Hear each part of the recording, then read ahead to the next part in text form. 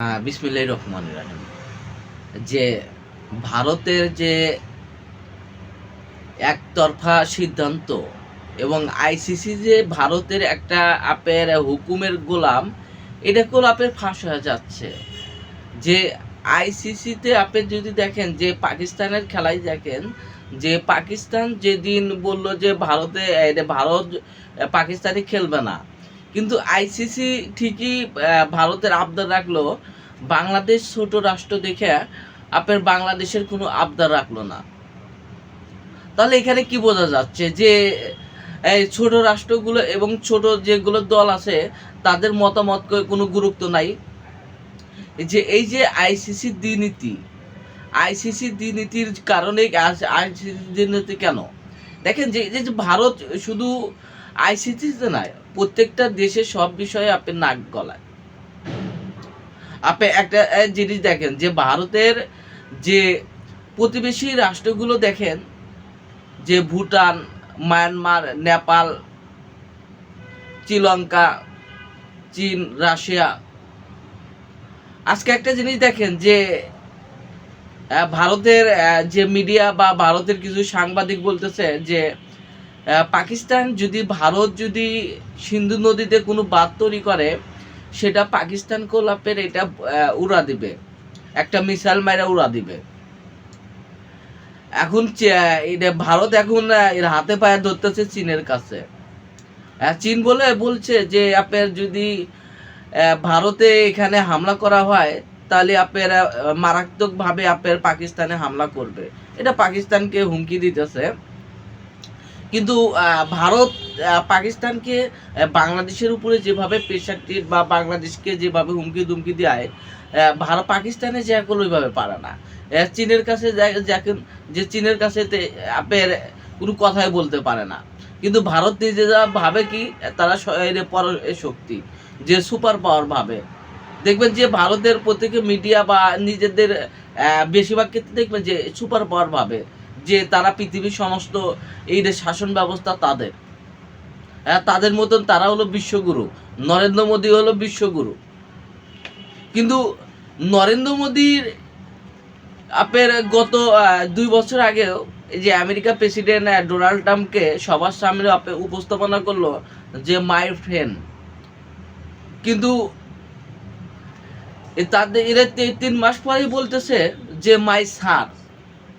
এই যে আপনি নরেন্দ্র মোদীর যে আমেরিকার কাছে যে মাথা নত, যে নরেন্দ্র মোদী বলতেছে যে আমি বিশ্বগুরু, কিন্তু নরেন্দ্র মোদী যে এই যে আপনার আমেরিকার কাছে আপনার হুমকি দেয় নাই, সাধারণ একটা ট্যারিফ বসাইছে, 500% ট্যারিফ বসাইছে আপনার, সেই কারণে আপনার নরেন্দ্র মোদী সরকার আপনার আমেরিকার কাছে আপনার হাতে পায়ে ধরতেছে,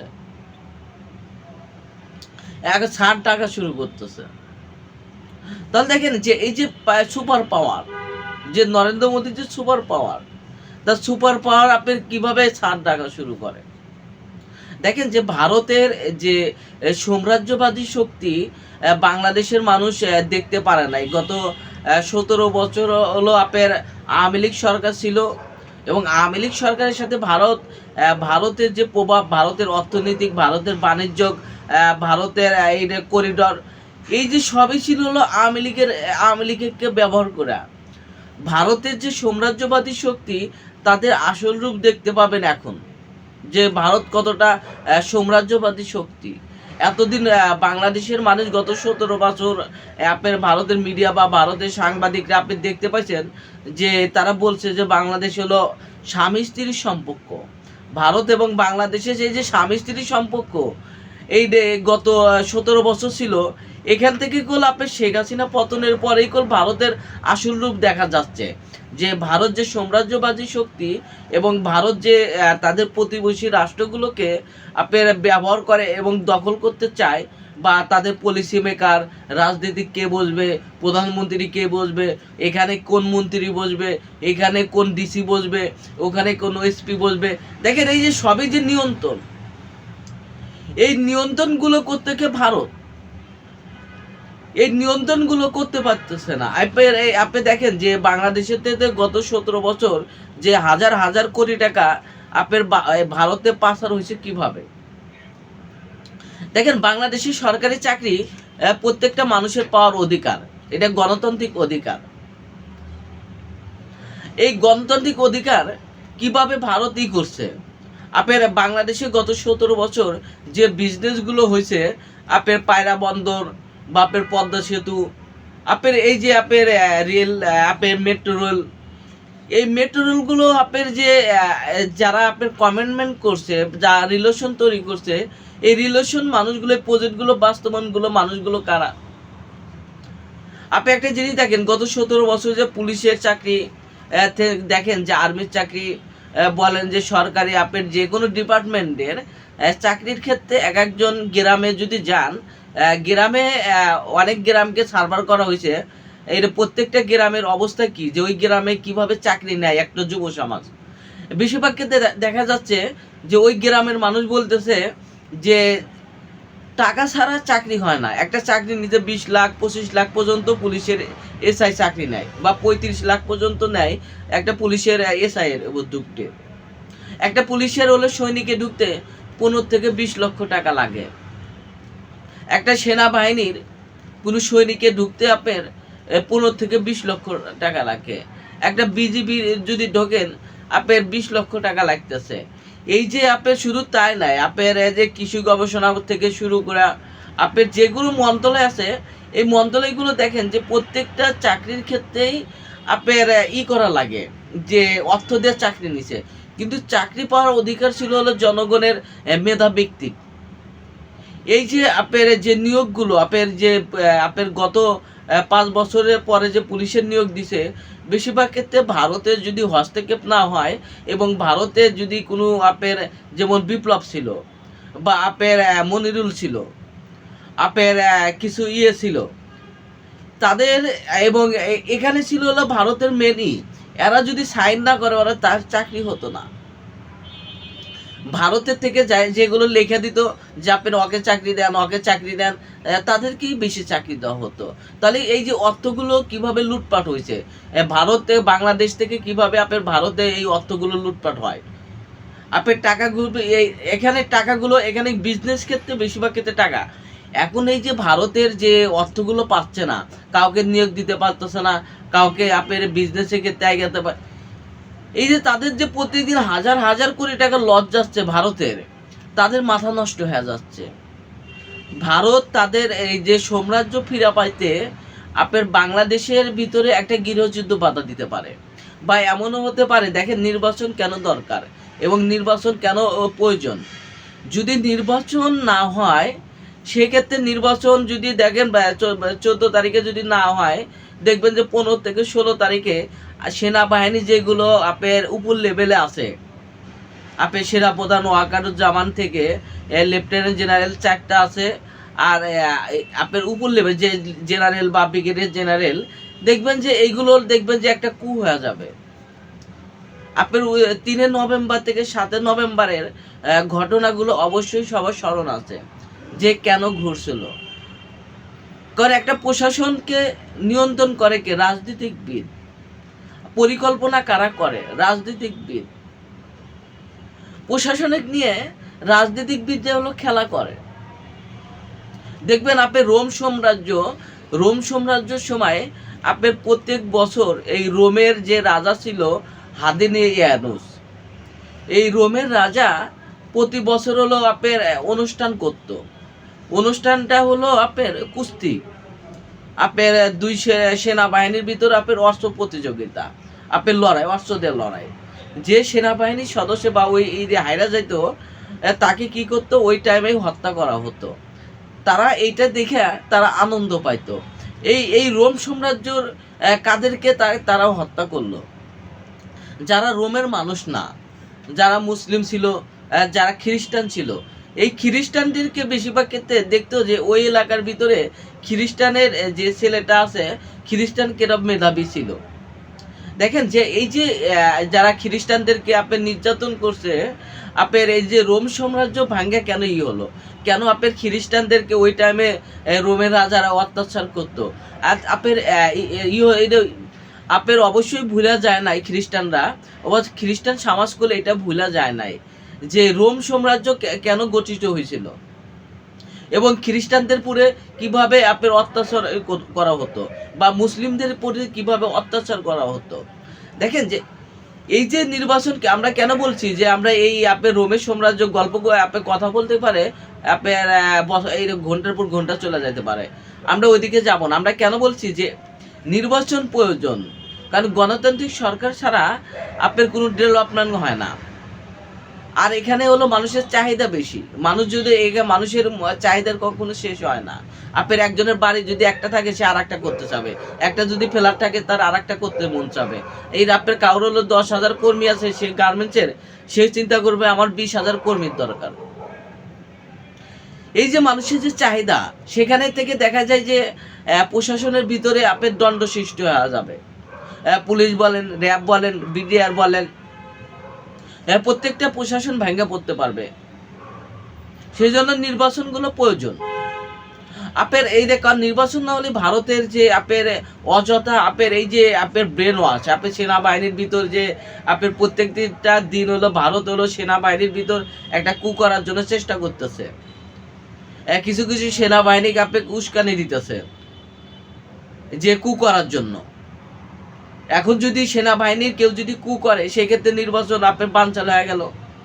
যদি কোনো সেনাবাহিনীর সদস্য বা কোনো অফিসার যদি কু করার চিন্তা করে বা সাহসও করে, তাহলে তার পরিণতিটা কতটা খারাপ হবে তখন সেই বুঝতে পারবে।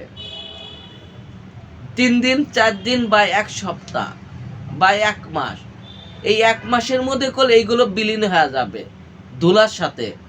আপনার ওই যে বালুর সাথে যে আপনার যখন অতিরিক্ত ঝড় হয়, ঝড় হওয়ার সাথে সাথে দেখবেন যে আপনার বালু উড়ে যায়, ঠিক এই জনগণগুলো এই বালুর মতন উড়া দিবে। সেই জন্য অবশ্যই আমার মনে হয় যে সেনাবাহিনী কখনোই সাহস কখনোই দেখাবে না, তারা একটা সুস্থ নির্বাচনের পথে হাঁটবে। যদি ভারতের কথা মতন যদি আপনার ভারতের মেন্টালি বা ভারতের গুজবকে যদি বিশ্বাস করে, এবং ভারত, কারণ বাংলাদেশের এই যে 18 কোটি 20 কোটি মানুষ, এই 20 কোটি মানুষ হলো আওয়ামী লীগের অপছন্দ। এবং বাংলাদেশের যে সমস্ত আপনার তরুণ সেনাবাহিনীর অফিসার, লেফটেন্যান্ট কর্নেলের থেকে মেজর থেকে ব্রিগেডিয়ার থেকে, তারা হলো দেশপ্রেমিক। কারণ তারা হলো এতটাই দেশপ্রেমিক এবং তারা দেশের জন্য যে কোনো টাইমে তার এটা লড়তে পারে। সেই জন্য মনে হয় যে সেনাবাহিনী কখনোই এই কাজ কখনোই করবে না, বা কেউ কখনোই ভারতের মেন্টালি ফাঁদে পা দেবে না, যে কারণ তারা একটা সুস্থ নির্বাচন করবে। কারণ সুস্থ নির্বাচন যখনই হবে, এই যে ভারতের সেনাবাহিনীর ভিতরে যে বিভ্রান্ত, এই বিভ্রান্তগুলো কমে যাবে। কারণ সেনাবাহিনী তখন হলো আপনার মাঠের থেকে আপনার তাদের ক্যান্টনমেন্টে চলে যাবে। যখনই ক্যান্টনমেন্টে চলে যাবে, তখন তারা তাদের যে দেশপ্রেম এবং ভূ রাজনীতিক এবং দেশের জন্য রক্ষা করবে। কারণ তখন মাঠে থাকবে, যখন সেনাবাহিনী মাঠে থাকবে, তখন মাঠে থাকবে পুলিশ, বিডিআর, র্যাব, আনসার, তারা থাকবে মাঠে। এখন দেখেন যে সেনাবাহিনী মাঠে থাকার কারণে পুলিশগুলো ওইভাবে কার্যকারী ভূমিকা নিতে পারতেছে না। কারণ কেন কার্যকারী ভূমিকা নিতে পারতেছে না? ধরেন একজন থানার ওসি যদি একটা আসামিকে ধরে, ওইটা যদি আপনার কোনো হলো আপনার কর্নেলের আপনার আত্মীয় হয় বা ক্যাপ্টেনের আত্মীয় হয় বা পরিচিত হয়, এই আপনার এই যখন একটা কর্নেল বা একটা ওসিকে ফোন দেয়, তখন ওই এই ওসিকল তাকে ধরে রাখতে পারে না। সেই জন্য প্রশাসন, পুলিশের ভিতরে এই মুহূর্তে তারা কাজ করতে পারতেছে না, কারণ এখানে বিভ্রান্ত সৃষ্টি হচ্ছে। কারণ যখনই সেনাবাহিনী ব্যারাকে ফিরে যাবে, তখন পুলিশ প্রশাসন যে তারা তাদের যে নির্ধারিতভাবে যে কাজ, অপরাধ দমন,